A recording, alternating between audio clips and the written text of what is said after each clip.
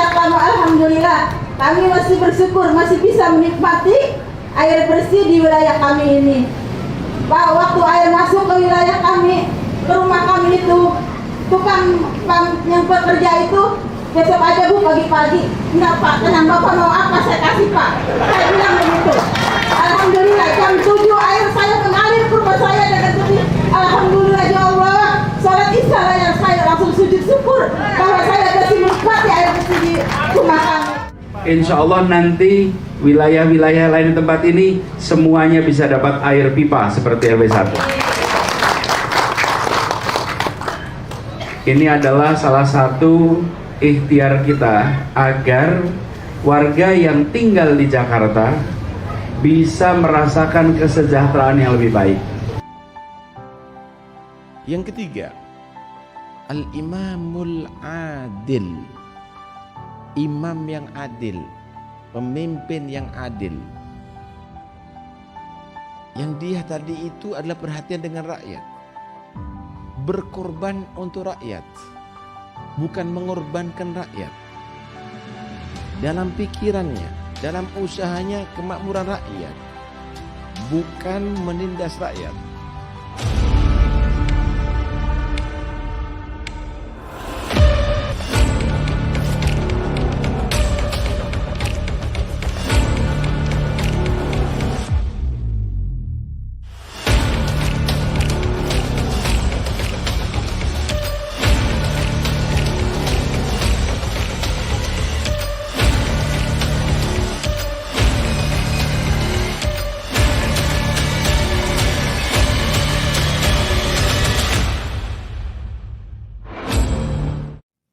Bismillah, walhamdulillah, wassalatu wassalamu ala rasulillah Sayyidina Maulana Muhammad bin Abdullah wa ala alihi wa sahbihi wa man walah wa la hawla wa la quwwata illa billah, amma ba'd.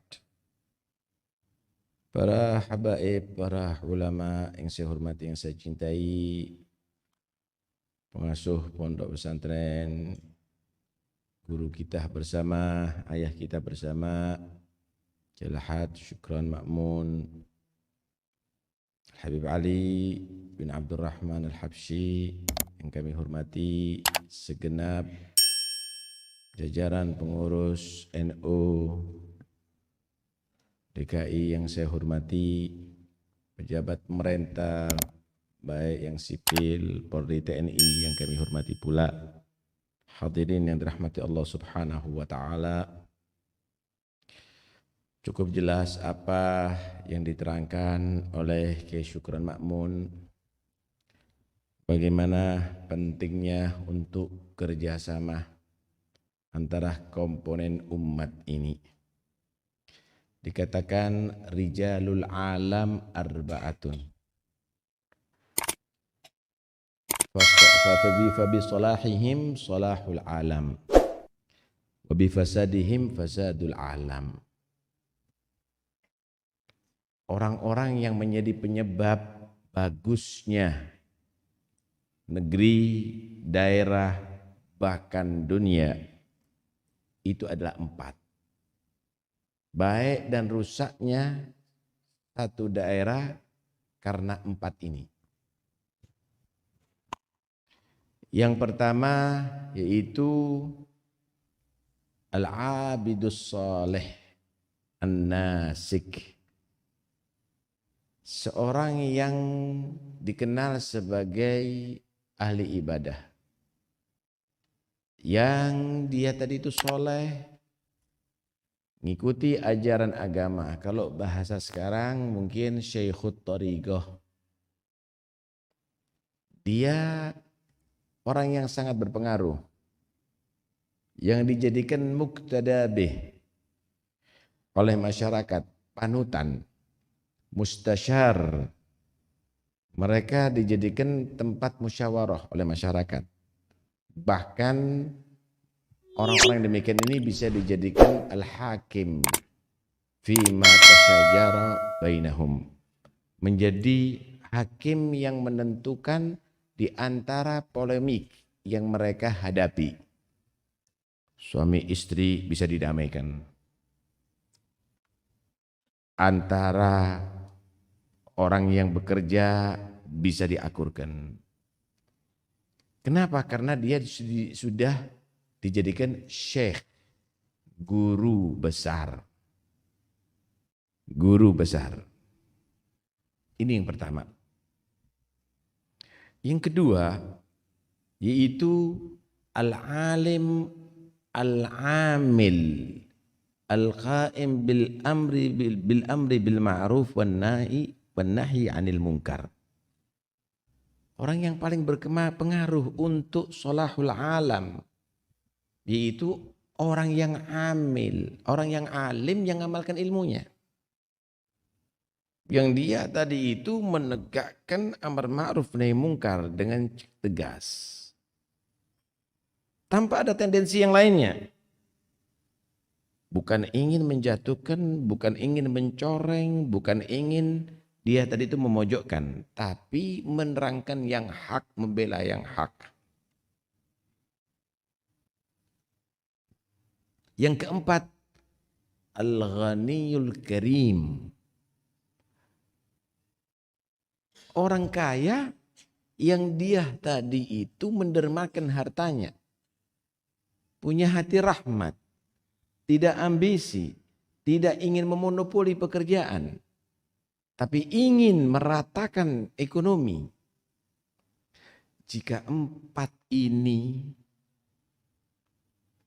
kriteria seperti tadi akan makmur kehidupan ini. Insya Allah nggak ada yang demo. Insya Allah nggak ada yang protes. Insya Allah nggak ada anarkis. Insya Allah nggak ada macam-macam. Aman negeri ini semuanya. Wa fi muqabalati dzalik. Lawannya sekarang Anda bisa bayangkan.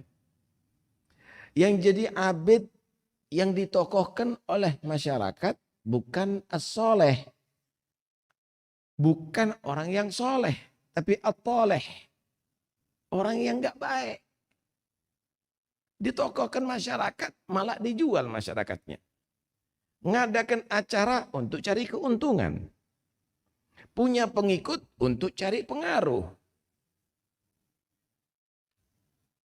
Ditambah al-alimul mukhallid. Orang alim tapi dia tadi itu bukan menerangkan yang hak. Malah mengabu-ngabukan yang hak. Meremang-remangkan yang hak. Kalau perlu batil ditaswir bagaimana jadi hak. Kehidupannya adalah menggunakan ilmunya sebagai alat untuk mengkais dunia. Yang alim model begitu. Wal imamul jair. Yang ketiga, pemimpin pemerintahan yang dia zalim. Semua dianggap milik dia. Menindas orang-orang yang lemah. Ditambahi wal ghaniyul bakhilus syahih. Kaya kikir. Yang dia cukup mengkais harta tanpa menyalurkan harta. Maka akan hancur negeri itu, saudara.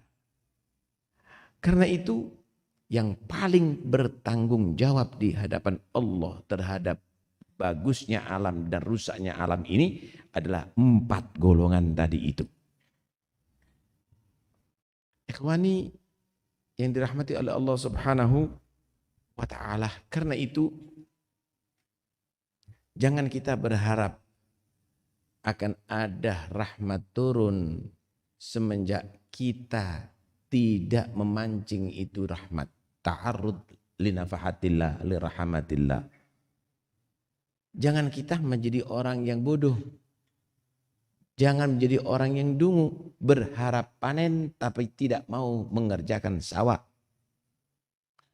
Berharap alim tapi tidak mau belajar dengan giat. Berharap sehat tapi tapi dia tidak berobat. Berharap alam ini makmur tapi tidak takwa kepada Allah. Jangan berharap. Jangan berharap. Karena itu Allah Subhanahu wa taala mengatakan walau anna ahlal qura amanu wattaqau la fatahna alaihim barakatim minas sama'i wal ard. Kalau seandainya penduduk satu daerah itu imannya bagus, takwanya bagus, maka yang turun langit berkah, yang keluar dari bumi berkah. Ini yang turun dari langit banjir, yang keluar dari bumi lumpur, kadang-kadang lahar. Kenapa? Itu peringatan daripada Allah. Iman kamu dan takwa kamu, ya ikhwan. Jangan mengendangkan ilmu tanpa dengan hati, ya ikhwani. Enggak bisa. Ilmu ini kalau enggak dibarengi hati bisa jadi jahat. Percaya ente. Kenapa? Karena ilmu itu sebenarnya untuk mengatur zahir. Batin kita, hati kita itu akan bisa jadi baik karena akan mendapatkan nur dari Allah. Ilmu tanpa nur jadi dulmah. Wa adallahu Allah ala ilm. Ada hamba yang disesatkan oleh Allah justru dia karena ilmunya. Saya mau tanya. Kalau orang yang bodoh yang dicuri itu sendal. Benar apa enggak? Tapi kalau orang yang pandai yang dicuri apa? Triliunan, saudara. Koruptor-koruptor itu bukan orang yang bodoh. Mereka adalah orang-orang yang pandai. Apakah pandai itu bisa membuat kemakmuran? Tidak. Cukup pandai dan punya hati yang baik. Punya hati yang rahmat. Punya hati yang takwa kepada Allah Subhanahu wa ta'ala. Disinilah peran ulama mengajarkan bagaimana tazkiyatun nafas. Bagaimana cara mempunyai hati yang baik. Jangan kita menjadi orang ya'lamuna zahiran minal hayatid dunya wa hum 'anil akhirati hum ghafilun. Tahu dengan urusan duniawi, paham. Politik paham. Matematika paham, ilmu apapun paham. Tapi hati ghafil 'anillah. Kenapa? Karena hati tidak ada nur dari Allah Subhanahu wa taala. Di sinilah sebenarnya bukan hanya yang dicari orang yang pandai, tapi juga harus cari orang yang hati yang baik, saudara. Kalau pemimpin-pemimpin kita, ulama-ulama kita, orang-orang kaya kita, tokoh-tokoh agama kita punya hati yang baik, negeri ini akan makmur. Negeri ini akan makmur, saudara. Tahukah Anda? Belanda 350 tahun menjajah negeri ini. Negeri ini tidak punya hutang, saudara. Jepang datang, Inggris datang, Portugis datang, mengkais kekayaan di sini. Negeri kita tetap jadi kokoh dan kaya, saudara. Negeri kita ini banyak hutang karena orang-orang yang pandai nggak punya hati, saudara. Karena itu sebenarnya kita harus paham, tidak ada satupun orang yang di atas dunia ini akan bisa bermanfaat kecuali dengan dasar akhlak. Akhlak itu tidak diajarkan kecuali lewat rasul-rasulnya. Lewat rasul-rasulnya. Karena itu Nabi SAW dipuji oleh Allah Subhanahu wa ta'ala bukan karena ketampanannya. Nabi dipuji oleh Allah Subhanahu wa ta'ala bukan karena kekayaannya. Nabi dipuji oleh Allah Subhanahu wa ta'ala bukan karena kekuatannya. Tapi yang dipuji oleh Allah adalah akhlak martabat manusia. Dai nggak punya akhlak, jatuh martabatnya. Alim nggak punya akhlak, jatuh martabatnya. Orang kaya nggak punya akhlak, jadi kikir, jatuh martabatnya. Pejabat gak punya akhlak, jatuh martabatnya. Dia akan jadi zalim. Karena itu hiasi segala sesuatu dengan al-akhlaqul karimah. Kalau kita melihat bagaimana sosok Sayyidina Muhammad SAW. Nih, contoh utama kita Sayyidina Muhammad SAW. Seorang da'i. Innama bu'ithtu mu'allima. Ya ayuhan nabi inna arsalnaka syahidan wa mubasyiran wa nadhira wa da'iyan ila Allah biidnihi wa sirajan munira. Seorang dai, seorang muallim, guru. Contoh bagi ulama-ulama. Lihat bagaimana kesabaran beliau sallallahu alaihi wasallam. Lihat bagaimana Nabi sallallahu alaihi wasallam punya hati yang tulus dalam dakwanya. Disuruh ngumumkan nih kepada umat. Qul la as'alukum alaihi ajran illa al-mawaddata fil ghurba. Katakan nih kepada seluruh manusia, aku enggak minta gaji, aku enggak minta upah. Kalau mau balas, kerabatku perlakukan dengan baik. Turunanku perlakukan dengan baik. Itu cara membalas Nabi. Enggak perlu ente kasih duit Rasulullah, enggak perlu kasih emas. Nabi enggak butuh itu semuanya. Kalimat kulla as'alukum alaihi ajran ini harus pada setiap muallim dan dai. Katakan kepada semuanya, hatta pejabat tinggi.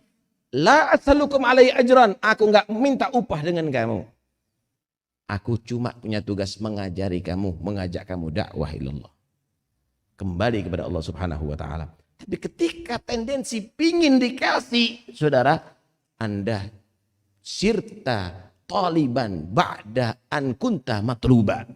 Kamu menjadi orang yang meminta-minta, padahal kamu menjadi orang yang bernilai tinggi, diminta dahulu itu semuanya. Diminta ilmunya, diminta fatwanya, diminta petunjuknya. Anda menjatuhkan nilai diri Anda, padahal Allah mengangkat derajat Anda. Yarfa'illahu alladhina amanu minkum walladhina utul ilma. Kemudian bagaimana seorang da'i, seorang muallim? Lihat Nabi SAW tidak punya dendam kepada siapapun. Walaupun kepada orang yang memusuhinya. Enggak punya dendam Nabi. Datang ke negeri Taif, dilempari batu, diusir, dicaci, sampai berdarah-berdarah kaki Rasulullah SAW. Malaikat sakit hati. Malaikat juga bisa marah. Minta izin kepada Nabi SAW untuk menghancurkan penduduk Taif dengan mengangkat gunung sekitarnya dan menjatuhkan ke atas mereka. Tapi beliau menolak. Bahkan beliau bagaimana mendoakan Allah maghfir li qaumi fa innahum la ya'lamun. Allah mahdi qaumi fa innahum. Beri hidayah tuh mereka ya Allah karena mereka enggak punya ilmu. Ini baru tersinggung sedikit jadi dai, jadi ustadz. Doanya 7 turunan mudah-mudahan enggak selamat. Jangan pernah sedikit pun Anda menjadi seorang muallim, dai, tokoh agama yang selalu mendoakan orang jelek. Jangan. Doakan hidayah. Ahbib habibaka haunamma asa ayyakuna baghidaka yawmamma. Wa abghid baghidaka yawmamma asa ayyakuna habibamma. Orang kadang-kadang bencinya setengah mati. Enggak taunya akhirnya akrab. Caci-caci habis, nggak taunya jadi pemuja-pemujinya. Berapa banyak yang ia cintai, jadi benci. Kenapa? Kepentingan yang ada yang banyak ya ikhwani. Karena itu jangan cinta kecuali karena Allah, jangan benci kecuali karena Allah. Anda menjadi pejabat, Nabi adalah contoh. Bagaimana Nabi mengadakan akhlaknya seorang pemimpin. Sallallahu alaihi wa alihi wasallam. Lihat Habib sallallahu alaihi wasallam. Pemimpin yang sangat luar biasa. Beliau menyatakan apa pemimpin? Sayyidul Qom khadimuhum. Pemimpin bukan untuk dilayani. Pemimpin adalah pelayan daripada orang yang ia pimpin. Itu pemimpin. Jangan Anda menjadi khadimul sayyidul Qom mustakhdimhum. Pemimpin itu yang memerintahkan rakyat untuk melayani. Tapi pemimpin itu melayani rakyat. Masya Allah. Luar biasa itu Nabi SAW. Ada satu cerita. Bagaimana sahabat Sayyidina Abu Hurairah radhiyallahu an. Jadi Nabi itu punya sahabat yang disebut Ashabus Suffah. Tidurnya ada di terasan masjid gitu, ada tempat khusus. Nggak punya pekerjaan. miskin. Kemudian tidak ada keluarga. Yang diandalkan makan siang, sarapan, makan malam, mungkin itu makanan dari Rasulullah. Sedangkan Nabi belum tentu ada makanannya. Ini sampai 2 hari belum makan ya Abu Hurairah. Tapi itulah jiwa sahabat, nggak pernah minta. Nggak pernah minta para sahabat. Dia bertahan lapar daripada minta. Tapi 2 hari. Satu saat Abu Hurairah berpikir, nih kalau diteruskan bahaya ini kita. Keluar dah dari masjid. Mau ikhtiar. Enggak bisa bekerja, enggak ada pekerjaan, enggak bisa bekerja beliau. Ikhtiarnya apa? Barangkali disapa sama orang, ditanya, gimana keadaan kamu? Jujurlah kita ngomong, saya lapar. Tapi kalau saya mulai minta makan, enggak mau. Jalan, ketemu Sayyidina Abu Bakar, kasih salam sama Abu Hurairah. Sayyidina Abu Bakarnya lagi sibuk. Waalaikumsalam. Jalan. Enggak ditanya sama Abu Bakar. Ketemu Sayyidina Umar begitu juga. Wah, enggak ditanya nih sama Sayyidina Umar. Ketemu Nabi SAW. Baru ditanya, Abu Hurairah gimana keadaannya? Lapar ya Rasulullah. Berapa hari Abu Hurairah? 2 hari ya Rasulullah. Aku 3 hari ya Abu Hurairah. Masya Allah. Oh. Diajak, ayo ke rumah. Barangkali ada rezeki. Rumahnya Nabi berdekatan langsung sambung dengan masjidnya Nabi, Masjid Nabawi. Tanya, ya Aisyah ada rezeki? Ada ya Rasulullah, orang tadi ngirimkan 1 qadah, 1 wadah untuk ada qadah itu inaun yushbi'ul arba'ah au khamsah. 1 wadah ya cukuplah untuk 5 orang, 4 orang, 5 orang. Ya. Ada susu dalam 1 qadah. Masya Allah, alhamdulillah. Abu Hurairah bisyarah, ini kabar gembira, ada rezeki nih. Alhamdulillah, kata Abu Hurairah. Dibawa sama Rasulullah susunya dalam wadah itu. Hah? Dibawa. Kemudian Nabi menyatakan, teman-teman kamu juga lapar dong. Ada di luar. Iya ya Rasulullah. Panggil. Ini 70-80 orang. Semua ya Rasulullah. Semua. Gagal kenyang nih, kata Abu Hurairah. Gagal kenyang nih. Panggil semuanya. Nabi yang manggil, ayo kita makan. Kita ada susu. Datang semuanya dijejer. Abu Hurairah dipanggil. Nih, taklim. Abu Hurairah, coba kamu gilir mereka minum satu-satu. Pikir Abu Hurairah, aku yang paling lapar. Kok mereka dulu habis nih. Tapi Nabi yang merintahkan, nih, jangan sekali-kali meragukan Nabi. Jangan sekali-kali meragukan perintah daripada Nabi. Jaminan tidak akan sengsara dunia akhirat. Abu Hurairah meneruskan. Abu Hurairah menyerahkan kepada yang pertama. Diminum, dilihat sama Abu Hurairah. Mudah-mudahan gak habis. Kan semuanya, udah minum semuanya. Udah ya Rasulullah, udah kenyang semuanya. Udah ya Rasulullah. Masih ada susu nih. Minum kamu wahai Abu Hurairah. Aku dulu ya Rasulullah. Iya minum kamu. Diminum sambil malu-malu Abu Hurairah. Mau diserahkan sama Nabi. Minum lagi Abu Hurairah. Minum lagi ya Rasulullah. Iya. Serius Abu Hurairah minumnya. Minum betul. Minum lagi. Kata Rasulullah. Oh masih ada ruang. Minum lagi Abu Hurairah. Minum lagi. Enggak penuh. Penuh ya Rasulullah. Enggak mampu sudah. Enggak muat sudah. Semuanya sudah makan. Iya. Baru Nabi minum. Sayyidul Gum akhiruhum syurban. Pemimpin itu sagil gom akhirum syurban. Yang bagi air jangan pertama minum, tapi terakhir menikmati. Begitulah sosok pemimpin terakhir menikmati. Bukan awal. Ini baru dilantik, Masya Allah ada mobil barunya, ada ini. Ini rakyatnya mancal nih. Masya Allah tuh. Lihat bagaimana sosok Muhammad Rasulullah SAW. Ini pemimpin yang satu. Pemimpin yang satu ini pernah berdoa kepada Allah. pernah berdoa. Dan doanya ini mungkin kita nggak mungkin akan ikuti. Karena ini tunggu orang yang sempurna imannya. Doanya Nabi begini, Allahumma ahyini miskinan wa amitni miskinan wahsyurni fi zumratil masakin. Ya Allah, hidupkan aku miskin, matikan aku miskin, nanti di hari kiamat kumpulkan bersama orang-orang yang miskin. Silakan Anda baca istiqomah setiap hari. Kira-kira ada nggak pemimpin yang minta miskin? Ada kira-kira. Kalau pemimpin itu adalah siap miskin, rakyatnya insya Allah akan kaya. Tapi kalau pemimpin itu yang dicari adalah kekayaan, rakyatnya miskin, saudara. Inilah contoh bagaimana sosok Muhammad Rasulullah Sallallahu Alaihi Wasallam. Karena itu kita syukur Indonesia ini luar biasa kok. Indonesia ini mayoritas umat Islam insya Allah terbesar seluruh dunia.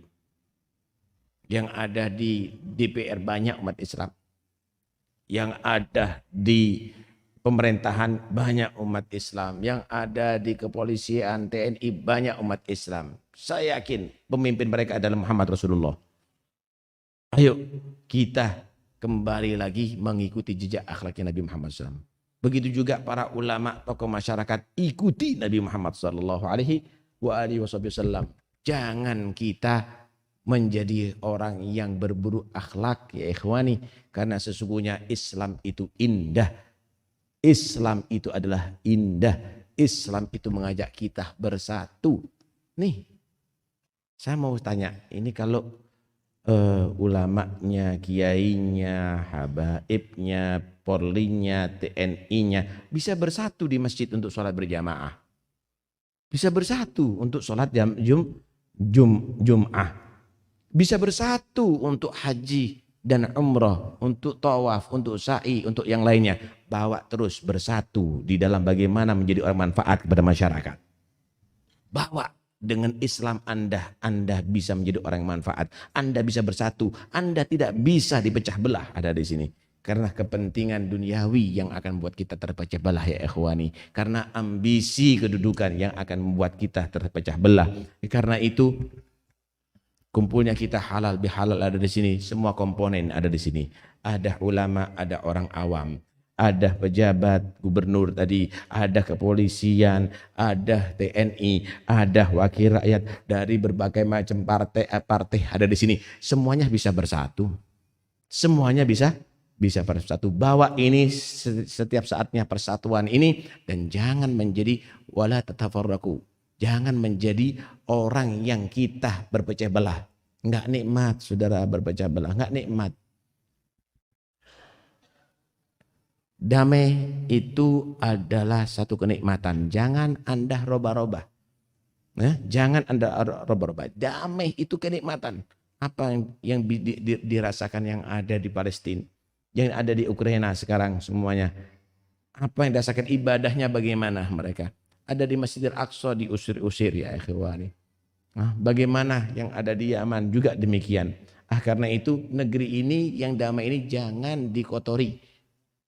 Saya tidak mengatakan bahwa ini adalah ulah rakyat. Ini yang masyarakat ini adalah mereka mengikuti yang ada di atas.